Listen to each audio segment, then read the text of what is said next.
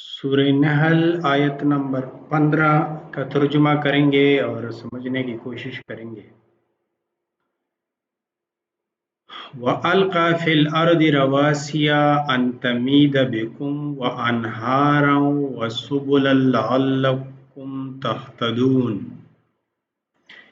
He has placed into the earth firm mountains so it does not shake with you, as well as rivers and pathways so you may find your way. Urdu तर्जुमा इस तरह करेंगे, वअल्क़ा fill अर्दि रवासिया, और अलका किया है ज़मीन पर रवासिया। अब रवासिया का माउंटेन माना करते हैं बहुत सारे मुफस्सिरीन, ये रवासिया जो है, और इसी वजह से हमने ये उठाया भी है। अलका और इल्का किया है अल्लाह ने फिल अर्दी ज़मीन को या ज़मीन पर रवासिया रवासिया अन तमीद बिकुम कि आप लोगों पे ये ज़मीन डुलक न जाए, झुक न जाए, अनबैलेंस न हो, तवाज़ुन से न निकले, व अनहारान और नहरें जारी किए हैं ज़मीन के सतह पे, व सुबुलन और रास्ते बनाए हैं, लअल्लकुम तहतदून हो सकता है कि आप लोग हिदायत पकड़ें, सही रास्ता पकड़ें, सही रास्ता पे चलें। तो मैं इसका तर्जुमा फिर करता हूँ। व अलका फिल अर्दी रवासिया, और अल्लाह ताला ने ज़मीन पर रवासिया को डाला है, अलका किया है, अन तमीद बिकुम ताकि ज़मीन आप लोगों पे डुलक न जाए या तवाज़ुन से न निकले या झुक न जाए, व अनहारन और नहरें बहाए हैं, व सुबुलन और रास्ते बनाए हैं, लअल्लकुम तहतदून ताकि आप लोग सही रास्ता पकड़ें, सही रास्ते पे चलें। अब ये जो रवासिया हैं ज़मीन को बैलेंस रखने के लिए, असल में जो ज़मीन को बैलेंस रखने के लिए जो क़ुव्वत लगती है वो है ग्रेविटी, ठीक है। वो है ग्रेविटी। ग्रेविटी वो फोर्स हैं जो ज़मीन को बैलेंस किए हुए हैं। ज़मीन अपने मदार से नहीं, अब ग्रेविटी को भी हम पूरा नहीं समझ चुके हैं, लेकिन पहले न्यूटन ने ग्रेविटी का जो कंसेप्ट दिया था कि ग्रेविटेशनल फोर्स जो है वो gravitational constant m1 m2 over r square के इक्वल हैं, ये ग्रेविटेशनल फोर्स हैं। तो जो ग्रेविटेशनल फोर्स हैं जो कि ज़मीन को ज़मीन और बाकी जो पार्टिकल है उनके दरमियान फोर्स हैं, यहाँ जो मेन किरदार हैं वो सूरज का है। सूरज जो है वो ग्रेविटी की वजह से सारे प्लैनेट्स को कंट्रोल करता है, और उसकी वजह से जो सारे प्लैनेट्स है अर्थ के साथ, ज़मीन के साथ सारे सैयारे अपने अपने मदार में गर्दिश कर रहे हैं और स्टेबली ये निज़ाम चल रहा है। गो कि 100% स्टेबल निज़ाम नहीं है, क्योंकि इस निज़ाम ने ख़त्म होना है। तो यहाँ जो रवासिया हैं, मैं रवासिया को मानता हूँ रवासी रस्सी से या करों से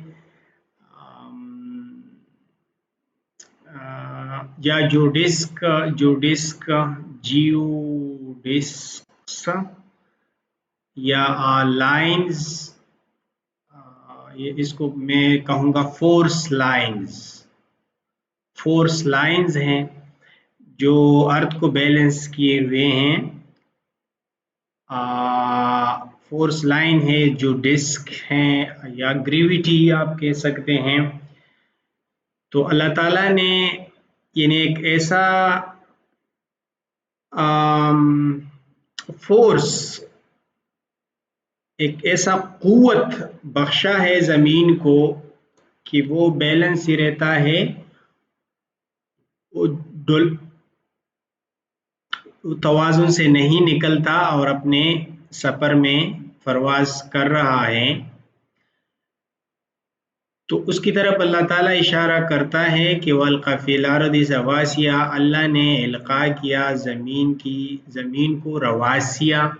अब मुफस्सिरीन इसकी जो माना करते हैं और तकरीबन सारे ही माउंटेन का माना करते हैं कि ज़मीन पे जो है वो पहाड़ हैं, उसकी वजह से ये बैलेंस है।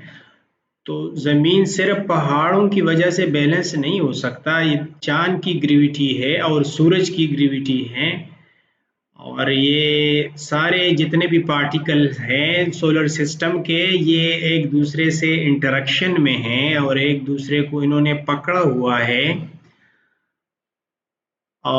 तो मतलब ये है कि रवासिया पहाड़ का मतलब इधर लेना मतलब ये है कि फर्म रखने के लिए पहाड़ तो एक किरदार अदा कर रहा है कि ये मजबूत सतह को मजबूत किया हुआ है। पहाड़ों ने ज़मीन का जो सरफेस है इसको मजबूत किया हुआ है, ये कीलों की तरह इनका फंक्शन है, वो तो ठीक है। लेकिन अगर सूरज की ग्रेविटी हम हटा दें तो फिर ज़मीन जो है ये बैलेंस नहीं रहेगा और ये अपने मदार को छोड़कर अनबैलेंस हो जाएगा, और उसकी जो अभी हरकत हैं जो हम फील भी नहीं कर रहे हैं कि ज़मीन हरकत में है, गो कि ज़मीन 30 किलोमीटर पर सेकंड रफ्तार से जा रही है अपने मदार में आगे, और इसकी स्पिनिंग भी है, it's spin about it's on axis. लेकिन हमें ये महसूस नहीं होता, ये दोनों हरकतें हमें महसूस नहीं होते, और उसकी वजह जो है वो ग्रेविटेशनल फोर्सेस हैं। दूसरा आइंस्टाइन जो है वो फिर ये रवासिया उसके बहुत करीब चला जाता है, जो डिस्क का कंसेप्ट देता है कि जो ज़मीन है ज़मीन के इर्द गिर्द जो है पट्टे से पात से हैं ऐसे, और जिसने ज़मीन को बैलेंस रखा हुआ है। तो ये रवासिया उससे ज़्यादा मिलती जुलती वो है लफ्ज़ हैं कि ज़मीन को बैलेंस रखे हुए हैं कुछ चीज़ें जो रवासिया कुरान का लफ्ज़ हैं, और ये जो ग्रेविटेशनल फोर्स के जो लाइन है उन्होंने अर्थ को बैलेंस रखा हुआ है, और ये इंटरेक्टिंग force है between the earth and the sun and other planets, and mainly the sun control all the planets due to its gravity। Einstein की थ्योरी के मुताबिक सन जो है सन अगर मैं इधर ये सन है लेट्स से, तो ये अपने इर्द गिर्द एक कुआं सा बनाता है, कुआं, और ये दरमियान में ये डेप्थ में होता है, तो एक कर्वेचर सा क्रिएट हो जाता है ऐसे। तो अब अगर अर्थ इधर है, मेरे ख्याल में तीसरे नंबर पे अर्थ हैं, तो वो इस कर्वेचर की वजह से बाहर नहीं निकल सकता, और ये अपने इस मदार में हरकत पे इसलिए मजबूर हैं कि कर्वेचर इस अर्थ को रोक रहा है टुवर्ड द सन, और ये बाहर नहीं निकल रहा। तो ये यहाँ पे आप ये कह सकते हैं कि देयर आर रवासिया जो discus which compel this earth to move onward in its path and it not deviate from its path due to the curvature of the space time. Space time की कर्वेचर की वजह से ये बाहर नहीं निकल सकता। और कर्वेचर किसने क्रिएट किया है? इट इज द सन। सन जो है ये बहुत बड़ा है, 99.8% of the mass of the solar system. Solar system contains in the sun. Sun composed of the 99.8% of the mass of the solar system, is very huge as compared to the planets. All planet contain 0.2% of mass of the solar system. तो मतलब ये है sun is very huge, is very huge as compared to the planets, and it create a curvature in the space time, and that curvature